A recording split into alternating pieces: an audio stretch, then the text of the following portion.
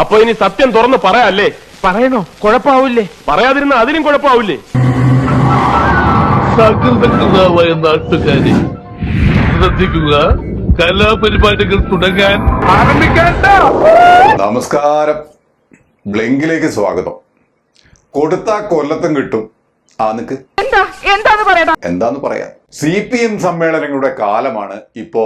LDFന്റെ രണ്ടാം ഭരണകാലത്ത് ചരിത്രത്തിലില്ലാത്ത രീതിയിൽ നേതാക്കളെ ഊടുപാട് വാക്കുകൾ കൊണ്ട് തല്ലി പ്രതിനിധികൾ കളം നിറയുകയായിരുന്നു ഈ പാർട്ടി സമ്മേളനങ്ങളിൽ.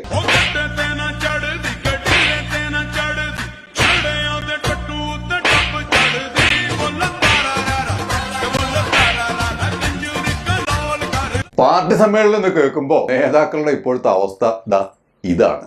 തലവരുത്തിരിക്കുമ്പോഴാ നന്ദേട്ടാ എനിക്ക് ഭ്രാന്ത് പിടിച്ചിരിക്കുക. എന്റെ തല ചുറ്റി തുടങ്ങി. നമ്മൾ എങ്ങനെ ഇതിൽ രക്ഷപ്പെടേ? കൈവിട്ട കല്ലും വാവിട്ട വാക്കും തിരിഞ്ഞുകൊത്തുന്ന കാലമാണ്. അതൊന്നും ഇവരറിഞ്ഞില്ല.